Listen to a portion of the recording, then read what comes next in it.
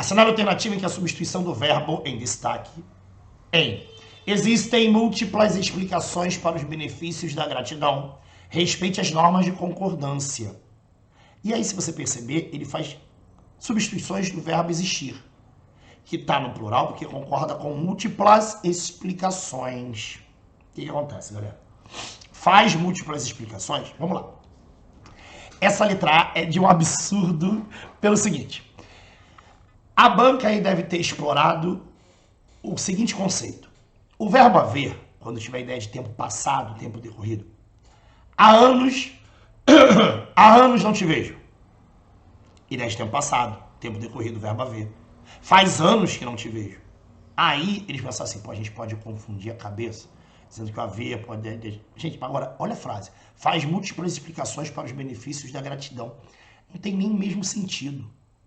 Nem a própria leitura já mostra assim, cara, não tem o menor sentido botar o existem por faz. Não tem... E, gente, não precisa nem ver concordância. Não tem sentido. Não tem sentido, tá? B. Há múltiplas explicações. O que eles fizeram aí? Pegaram o verbo existir e puseram o verbo haver. Você já sabe que se o verbo haver tiver sentido de existir, estou repetindo o conceito que eu já tinha colocado em slide anterior. Haver com sentido de existir, o verbo haver é impessoal. Ser impessoal, ele é invariável.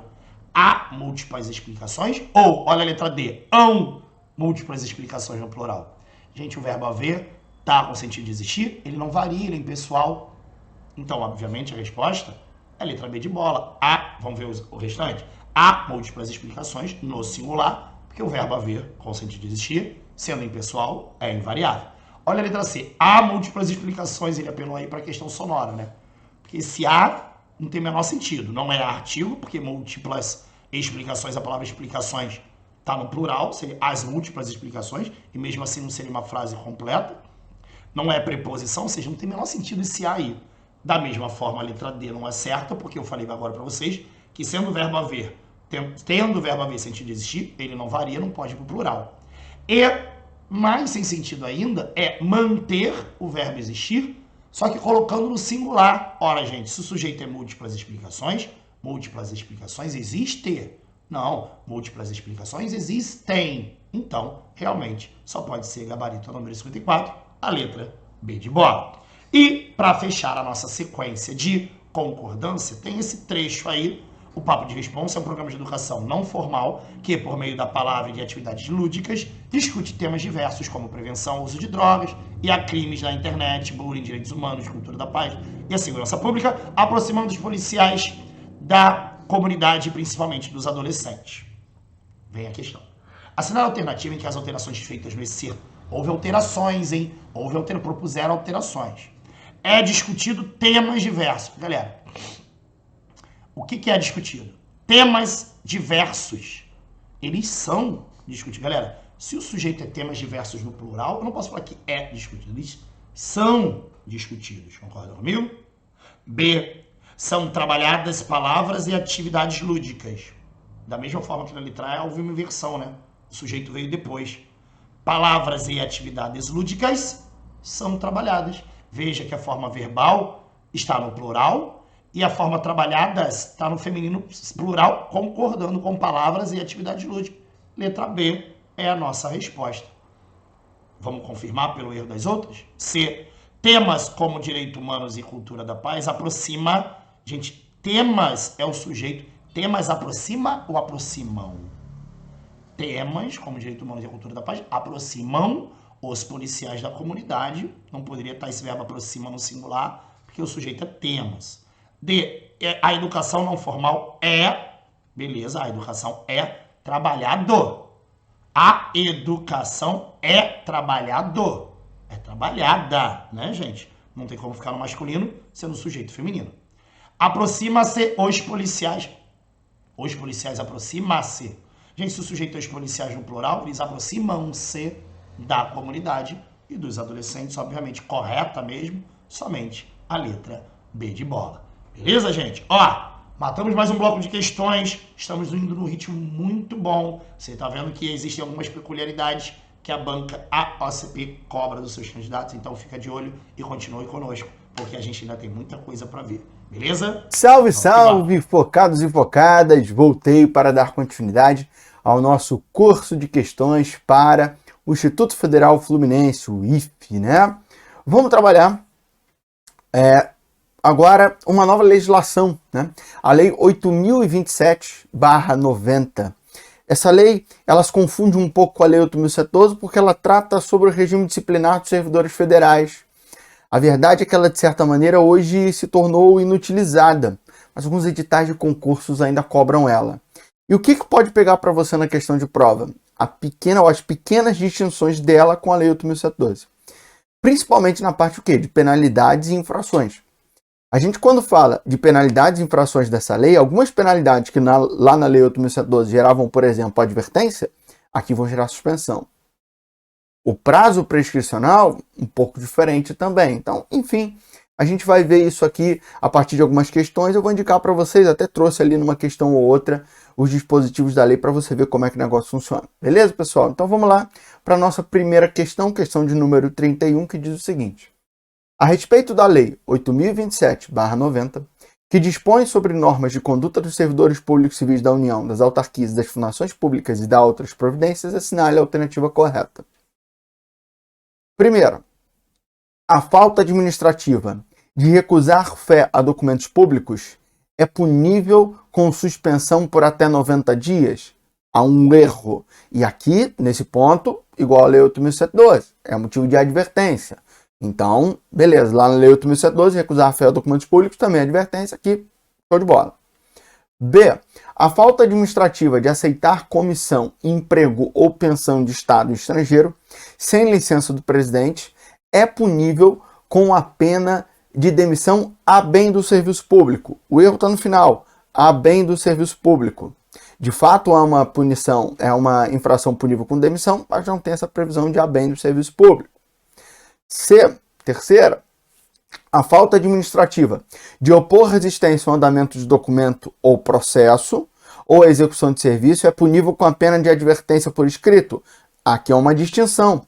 Na Lei 8.112, nós temos a penalidade de advertência. Nesta lei, esta infração, o opor resistência injustificada, é hipótese de suspensão.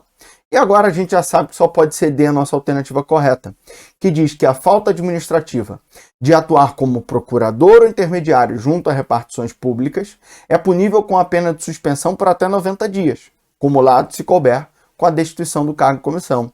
Também uma distinção, porque essa ideia de atuar como procurador intermediário é o que nós atualmente chamamos de advocacia administrativa. Exercer advocacia administrativa em hipótese de demissão na Lei 8.112. Nessa Lei 8.027 não há hipótese de demissão. Então, o nosso gabarito é a alternativa D. Vamos ver isso na lei? Vem aqui comigo que você vai acompanhar agora. Deixa eu até sair da tela aqui para você ver com clareza. O artigo 3º, ele traz lá o rol de infrações puníveis com advertência. Aí tá lá, ó, recusar fé a documentos públicos, que foi o que estava na alternativa A. E dizia que era suspensão e, portanto, tinha um erro. Então, o erro estava aqui, ó. Vamos riscar aqui rapidinho. Vamos lá, o erro estava aqui. Não é suspensão, como eu disse, advertência. Aí vamos agora, olha lá. Artigo 4º. São faltas administrativas puníveis com a pena de suspensão por 90 dias, cumulado se couber com a destituição de cargo. Aí olha aqui, ó. Opor resistência ao andamento de documento. Isso era o que estava na alternativa C, se eu não me engano. Isso, exatamente. Que não é, portanto, hipótese de advertência, de suspensão. Depois, a gente volta aqui, ó. Atuar como procurador ou intermediário é uma hipótese de suspensão, como a gente bem disse, tá aqui, ó. É uma hipótese de suspensão. Então, o gabarito foi essa alternativa 3 aqui, desculpa, esse inciso 3 do artigo 4º, que é a alternativa D aqui. E nós tínhamos uma outra alternativa que é aceitar comissão e emprego de Estado estrangeiro sem licença do presidente, que lá na nossa alternativa dizia que era demissão a bem do serviço público e não é demissão a bem do serviço público. É uma hipótese de suspensão, como a gente vê aqui no artigo 4º. Então, voltando aqui na alternativa B, é punível com a pena de demissão a bem do serviço público. Está errado, porque não é hipótese de demissão a bem do serviço público. É uma hipótese de suspensão também. Logo, pessoal, o gabarito, sem sombra de dúvidas, foi a Para a questão alternativa 2 agora. Com D. relação às disposições gerais da administração pública na Constituição de 1988, é correto afirmar que, letra A, os cargos, empregos e funções públicas são acessíveis apenas aos brasileiros. B, o cargo comissionado é declarado em lei de livre nomeação e demissão. C, as funções de confiança serão exercidas exclusivamente por servidores ocupantes de cargo efetivo. D, ao servidor público civil são proibidas a sindicalização e a greve. E, os vencimentos dos cargos do Executivo e do Judiciário não poderão ser superiores aos pagos pelo Poder Legislativo. E aí, qual delas está correta? Vamos ver cada uma delas novamente. Letra A. Os cargos, empregos e funções públicas são acessíveis apenas aos brasileiros? Sim ou não? Claro que não, né? Vamos ver o que nos diz o artigo 37, inciso 1º. Os cargos, empregos e funções públicas são acessíveis aos brasileiros que preencham os requisitos estabelecidos em lei, assim como aos estrangeiros, na forma da lei. Então, veja, os cargos são para os brasileiros e os cargos são para os estrangeiros, só que para os estrangeiros somente na forma da lei. Então, por isso, a letra A está incorreta, que aqui diz que os cargos, empregos e funções são acessíveis apenas aos brasileiros. Errado. B. O cargo comissionado é declarado em lei de livre nomeação e demissão. Sim ou não? Não, né? Artigo 37, inciso 2º. A investidura em cargo ou emprego público depende de aprovação prévia em concurso público de provas ou de provas e títulos, de acordo com a natureza e a complexidade do cargo ou emprego, na forma prevista em lei, ressalvadas as nomeações para cargo em comissão, declarado em lei de livre nomeação e exoneração. Aqui está falando em demissão. São diferentes. Veja que demissão implica sanção, penalidade, exoneração não, tá? Então, o cargo comissionado é declarado em lei de livre nomeação e exoneração, não é demissão. Demissão implica sanção. C. As funções de confiança serão exercidas exclusivamente por servidores ocupantes de cargo efetivo. Exatamente, a letra C está correta. Vamos lá. Artigo 37, inciso 5º. As funções de confiança exercidas exclusivamente por servidores ocupantes de cargo efetivo e os cargos em comissão a serem preenchidos por servidores de carreira, nos casos, condições e percentuais mínimos previstos em lei, destinam-se apenas às atribuições de direção, chefia e assessoramento. Fiz aqui um esqueminha para ficar mais fácil entender. Veja, funções de confiança. Funções, começa com F, destaquei o F ali. Exclusivas de servidores ocupantes de cargos efetivos. Efetivos também tem F. Então, F de funções de confiança, cargos efetivos. Efetivos também tem F para memorizar, um macetezinho. Cargos em comissão. Cargos começa com C, destaquei o C. Podem ser preenchidos sem concurso público, mas a lei deve estabelecer percentuais mínimos a serem preenchidos por servidores de carreira. Carreira começa com C. Então, servidores de carreira, cargos em comissão, cargos efetivos, funções de confiança. Cargos em comissão e funções de confiança, somente para atribuições de direção, chefia e assessoramentos. Costuma ser muito cobrado em prova. Então, não vamos esquecer que cargos em comissão e funções de confiança, somente para atribuições de direção, chefia e assessoramento. Então, podemos marcar aqui a letra C como nossa alternativa correta. Mas vamos ver por que a letra D e por que a letra E estão erradas. Letra D. Ao servidor público civil são proibidas a sindicalização e a greve. Não, né? Claro que não. Ao servidor militar, veja, artigo 142, inciso 4º. Ao militar são proibidas a sindicalização e a greve. Então, por isso que a letra D está errada. E letra E. Os vencimentos dos cargos do Executivo e do Judiciário não poderão ser superiores aos pagos pelo Poder Legislativo? Não, né? Vamos ver o que nos diz a Constituição sobre isso. Artigo 37, inciso 12. Os vencimentos dos cargos do Poder Legislativo e do Poder Judiciário não poderão ser superiores aos pagos pelo Poder Executivo, tá? Por isso, a letra E está errada. Ficamos realmente com o gabarito, letra C de casa. O cache do navegador pode ser utilizado para evitar desperdício de banda ao carregar uma página web e agilizar o carregamento das páginas. Qual das alternativas a seguir não é armazenada pelo cache do navegador? Ele quer aquela que não é armazenada. A primeira coisa que a gente tem que saber é que cache, quando a gente fala cache do navegador, ele vai armazenar temporariamente todo o conteúdo que você está visualizando dentro do site. Ou seja, ele vai armazenar a página de web, os textos, as imagens. Então, tudo que tiver relacionado à página de web vai ser salvo. O que não é salvo é algo que você ainda precisa clicar para fazer download ou para baixar. Então, vamos lá entender a teoria. O web cache é o armazenamento temporário no disco rígido de páginas web, imagens e outros documentos. E arquivos, utilizando técnica de cache, para reduzir a largura de banda disponível, aumentando a velocidade de acesso, entre outras vantagens. Então, a cache é para aumentar a velocidade, reduzindo a largura de banda. Então, essa é a utilidade da cache. Com isso, o que não é armazenado é a letra eco, o download de arquivos salvos no diretório padrão.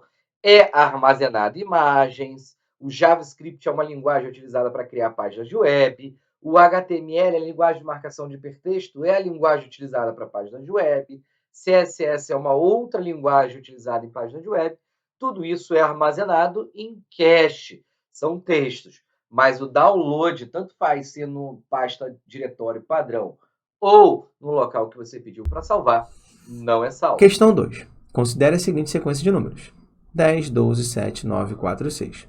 Qual é a soma do sétimo com o oitavo termo dessa sequência? Pessoal, aqui existe um padrão. O padrão é o seguinte. Nós temos uma PA alternada. Como assim uma PA alternada? Vamos identificar. Vamos observar primeiro os termos de ordem ímpar. Primeiro, terceiro e quinto.